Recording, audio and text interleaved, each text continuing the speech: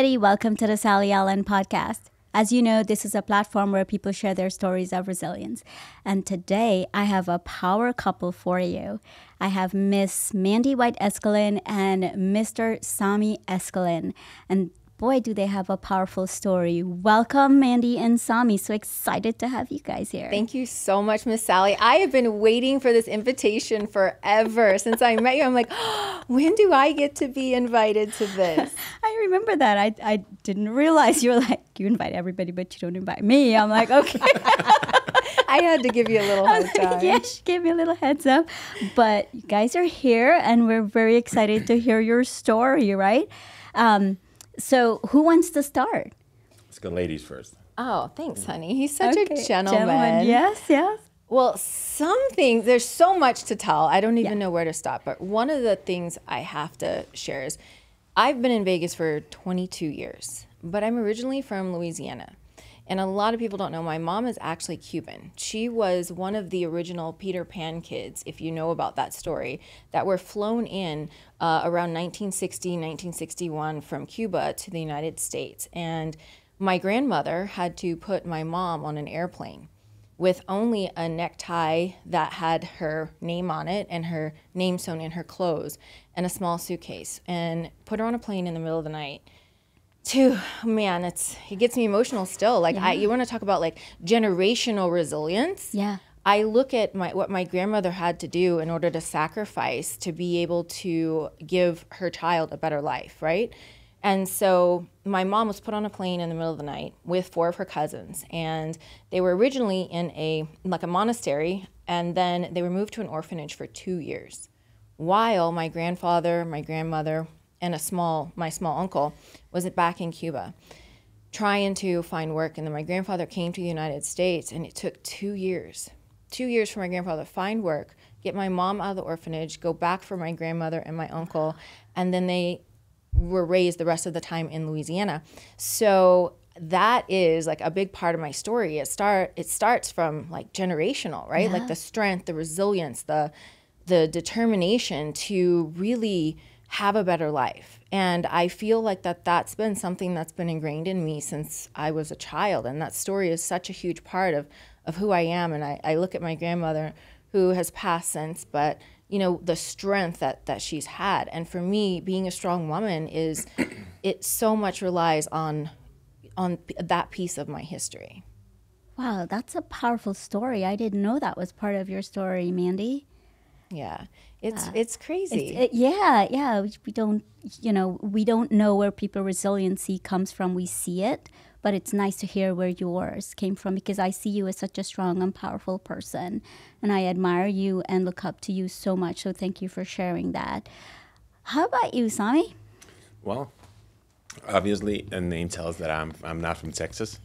So I'm originally from Finland. I moved to the U.S. 12 years ago, and I don't have as colorful a story, obviously, that my wife has. But Europeans are very, very traveling all over the world. So I've been in a lot of different countries prior, and spent quite a bit of time before I permanently moved here. But yeah, my background is in military.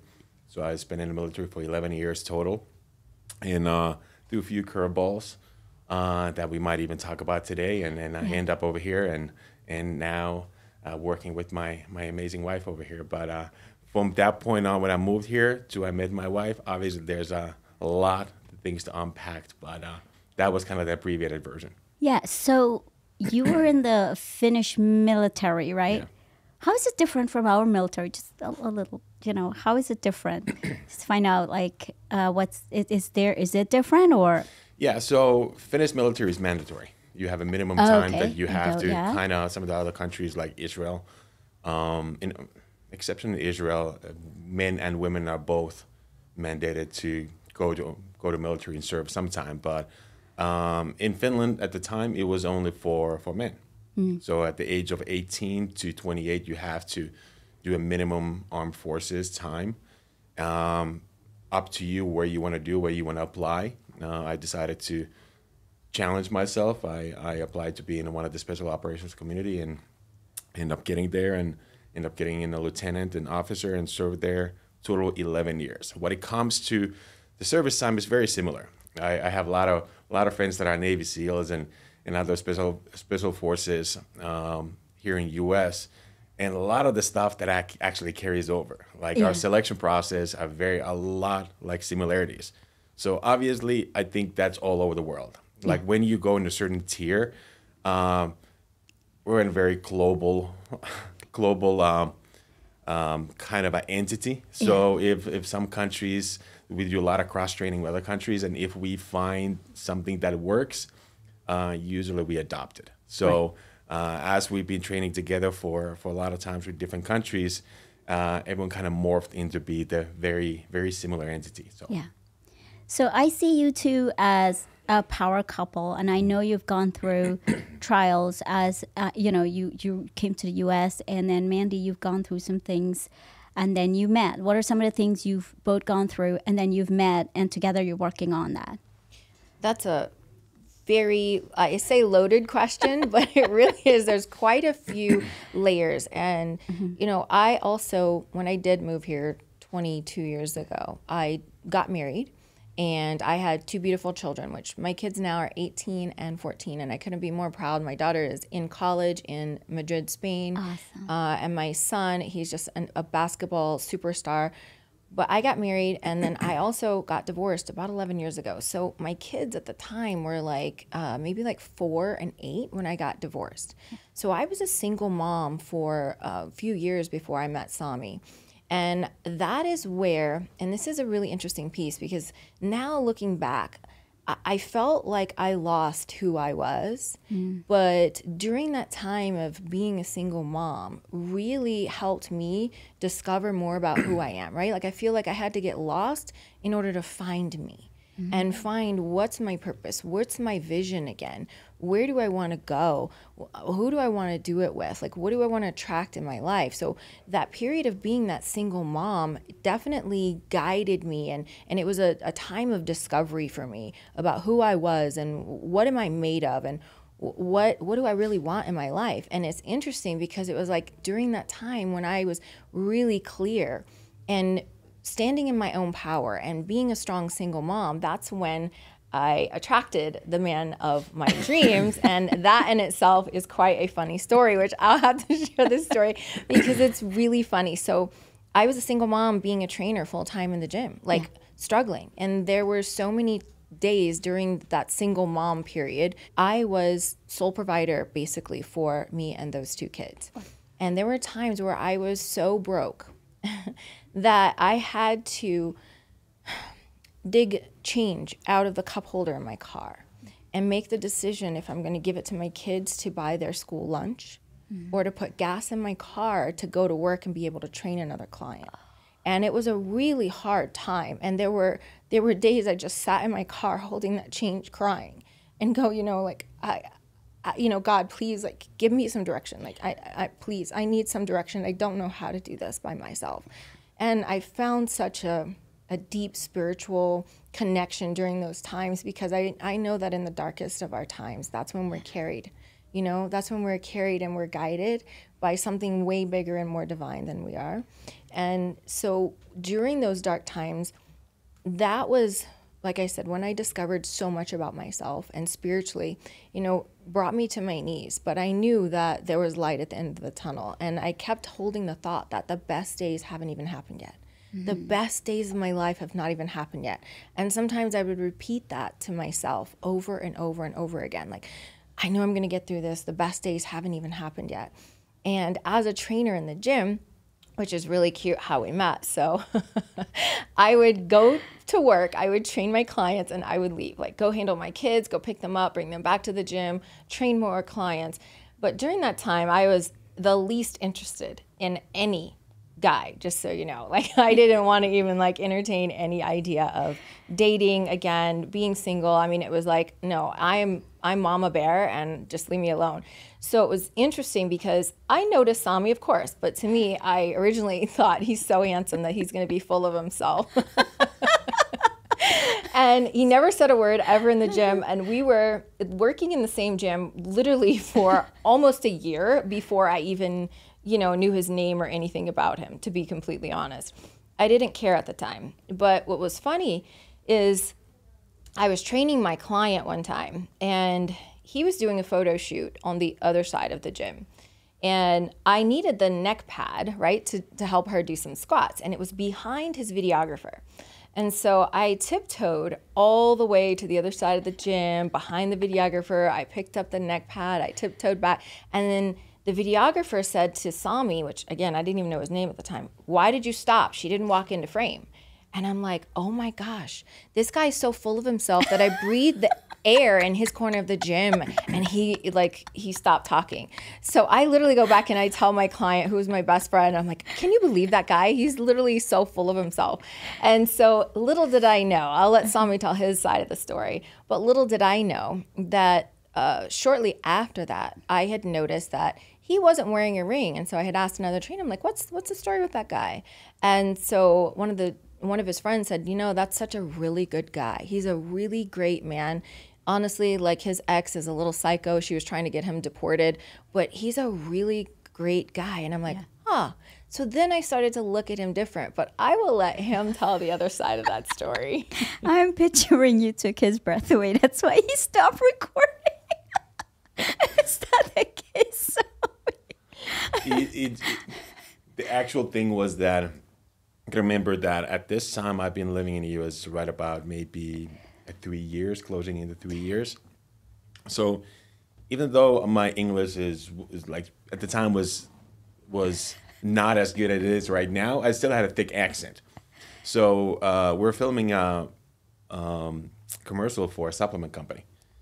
And I had this long line of basically this monologue that I had to learn. And there was no teleprompters, nothing. So I had to simultaneously try to memorize and be all natural, but then also try to shave some of that strong accent off that I had at the time. But I was so just hyper-focused until she walks behind the photographer or videographer, and I was like, I saw her, and it was like a glimpse or something, but at that moment, like, my just head went blank. Like, and I didn't know what to say. So obviously that translated into me just being so full of myself that it was like, no, it was exactly the opposite. It was like my confidence went from like okay to zero. Oh my But yeah, it was. I'm glad that happened because I kind of had a similar story. I was married previously, and obviously we looked for counseling and everything else at the time, and the things just didn't seem to work. And obviously I don't want to point fingers in any direction because I don't think anyone's perfect. But things went a little cross, and then obviously divorce is usually full of heated arguments. Yeah. So when that time when things went down, I had to move. I remember it was Thanksgiving weekend. I had to haul my stuff out of the house by myself, load them up in a U-Haul and put them on a weekly rental place, and then move myself into a weekly rental place, which I didn't know what's going to happen. Like at the time, my immigration status was still kind of on a limbo. Like I was there with based on my marital status. So obviously there's some things being said, and I was like, well, I don't know if I'm going to be in the country in the few months later. So that was, for me, there was a few months period of time that I was living in a literally cockroach infested a little apartment away from this beautiful house that I just built. And I don't know what's going to happen with that. I didn't know if I'm going to stay in the country. And it was very, very, like, it was a moment of clarity. Like when I realized when I walked into that little place that was smelled horrible. And I was like, I don't know what's going to happen, but I'm just going to be rebuilding myself. So a lot of times I remember New Year's Eve after that, because this happened probably somewhere around November. So on New Year's Eve, I was sitting by myself in an apartment, just planning what my life is going to look like after this. Like I went in such a focused space, and same thing, I wasn't looking for jump into another relationship. Yeah. So when we had this little interaction, I didn't think about that, like in any way. I'm just like, oh, whatever. So, but But I guess it was just some sort of higher power that decided that we're meant to be together, and I'm glad that happened. But yeah, it was a it was an interesting time. Well, thank you for sharing that. That's pretty funny. I want to backtrack a little bit to Mandy, something you said, right? When you left, you were trying to find yourself. And for the ladies listening out there, how did you find yourself? You had 2 children, and some days you're sitting there with just change, deciding, gas or food for your kids. How did you find that resiliency in yourself and found yourself, say, like, I know who I am, I know what my identity is? That's a great question, because I know so many women also struggle with that. I think it was I'll even backtrack a second, because when I left Louisiana when I was 24, almost 25 years old, to come to Vegas, I really only knew like 2 people. But I knew that I was being called for something different. I knew that I just believed that I'm meant for something with a bigger purpose, right? I just didn't know what it was, and I kept being called to Las Vegas. So I moved here to really start that process of, like, what is it? Why am I being guided here? And then years later, going through a divorce, I really kept that thing, like, I know I'm here for something bigger. And those times when I was having to decide between, the change in my car, what do I do? I really was like, okay, God, please just give me a little bit of a sign, right? Like, give me a little bit of a sign that I'm going in the right direction. Right. But I knew that no matter what, where the resilience came from was that I had 2 kids to take care of. And that I had to, as hard as it was, pick my head up off the pillow that day. I had to go to work. I had to do those things. And it was like, okay, it was more of a survival time in my life than it was like a thriving time. But I had to survive for my kids, right? Like, I had to. Like, I didn't have a choice. I couldn't crawl up in a hole and cry every day as much as I wanted to. I didn't have a choice. My choice was that I needed to get up, and I needed to dust myself off, and I needed to go to work, and I needed to do whatever I could that day, because I knew that and trusted that God was going to put the right steps, right? Those right stepping stones, even though I couldn't see what they were going to be. I trusted that they were going to be there. And just keep moving, just keep moving. I also like, from Nemo, just keep swimming, just keep swimming, just keep swimming, just keeps. And that's really so much of how I felt, but I knew and I trusted. Like, I know I'm going to get there. I don't know where that other end is. Yeah. I know it's something bigger than me, and I know I have a bigger purpose here on this planet than to be able to work. But I had to get through that part in order to figure out what that was going to be. Yeah.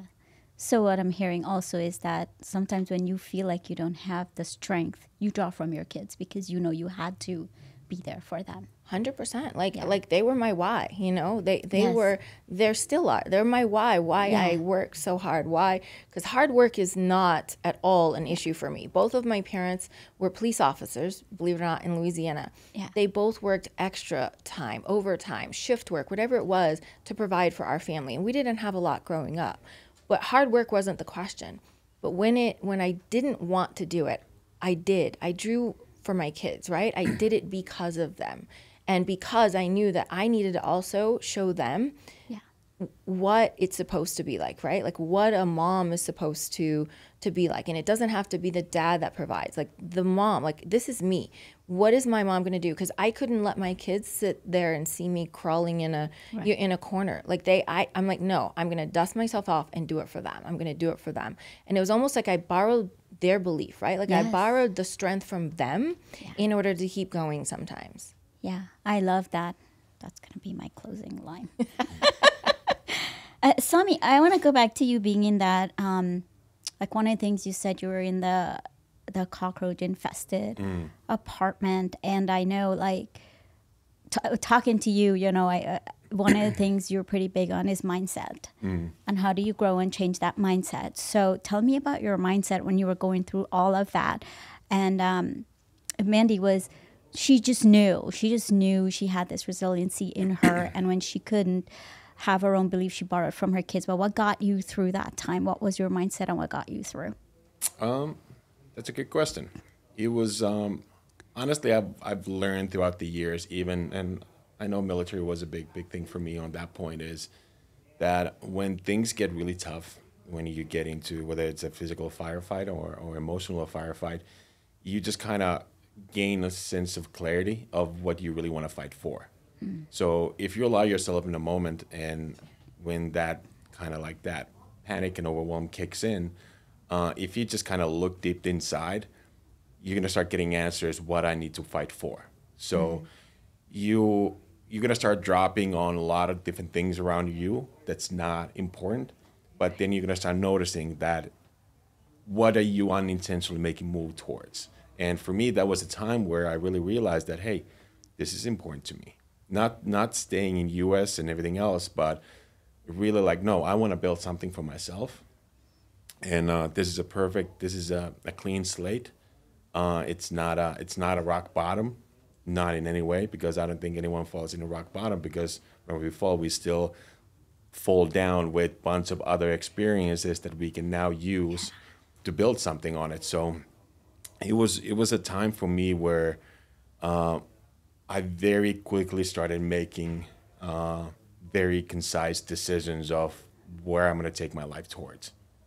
And I think that's been the biggest lesson for me, is step aside for a second and do a little self-assessment. And like I said, it's the perfect analogy when you're talking about military.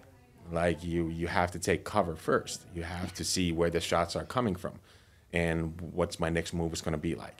Yeah. So that's been honestly one of the biggest reasons why we've been able to create what we've been able to create.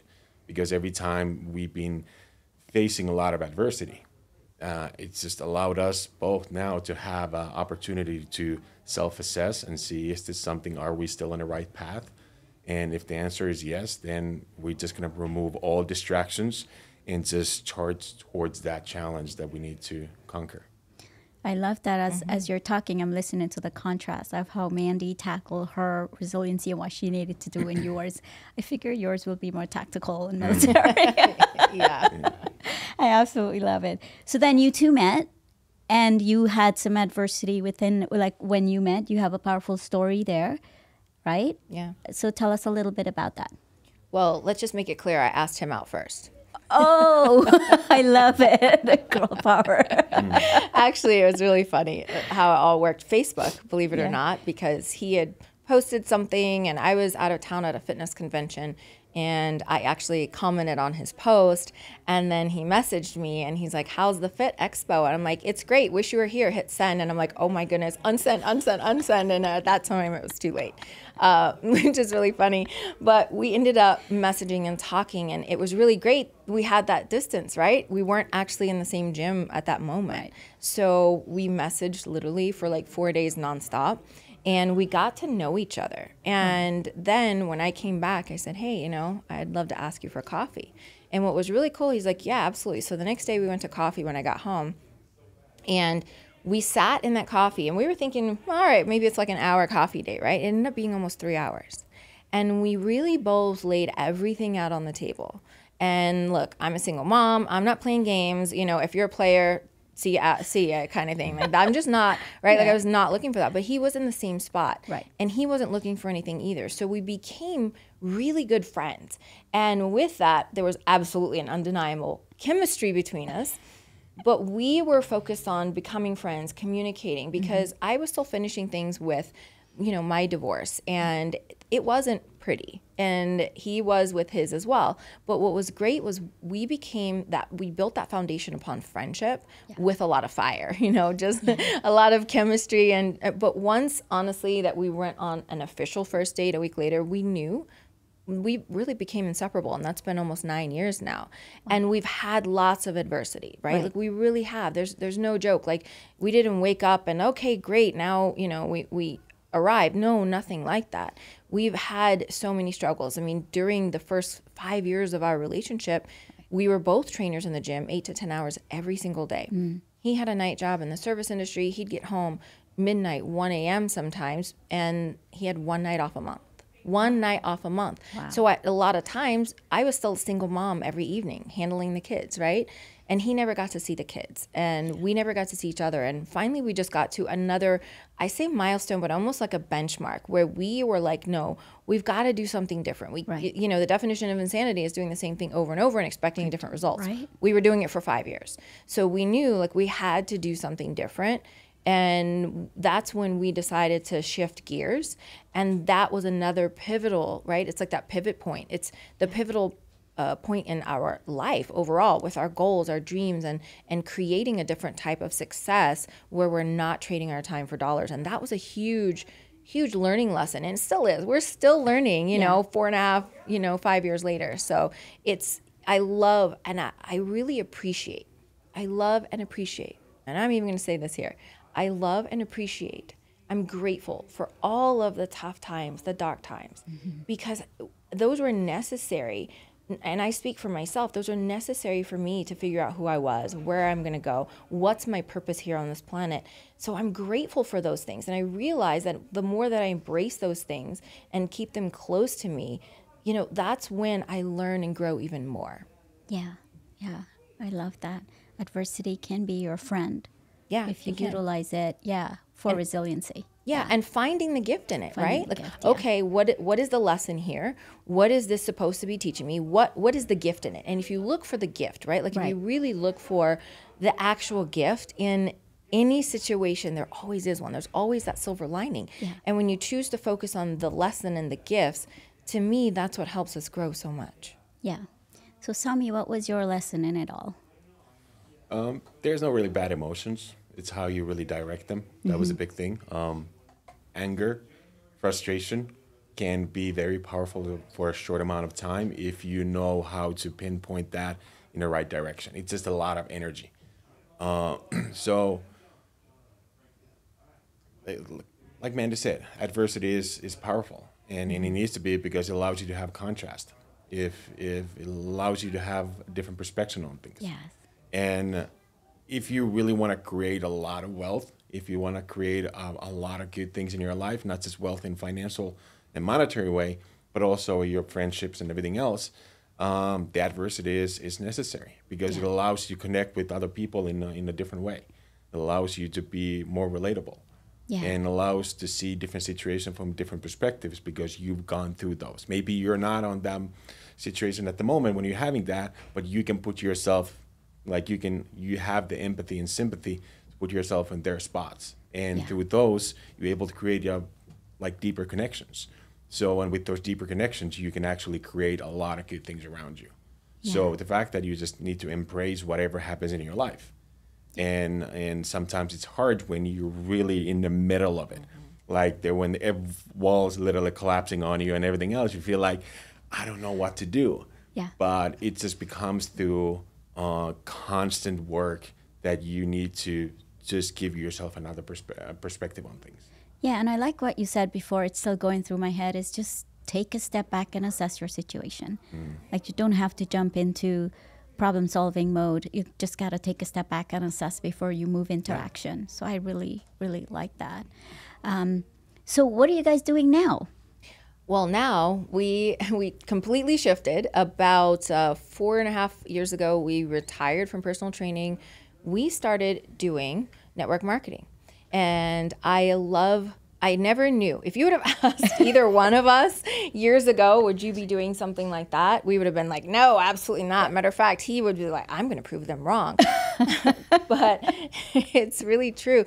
And we weren't open to this industry by any means because, first of all, our background is in personal training. I'm also a holistic nutrition expert and a gut specialist. Like I've dealt with my own health issues in order to help other people. So our passion is really helping other people get healthy, but we just weren't in the right vehicle to do it. So when we decided to try this industry, it was a little scary at first, right? Because we're like, oh my gosh, what are people going to think of us? Like what, and we got some judgment. Oh, you're doing one of those things. And then we're like, oh man, so we just put our head down. We really did. We put our head down and we're like, you know what? This isn't about what other people think. Yes. This is about the impact that we are here to offer? And what tools do we have in our tool belt in order to do that for people?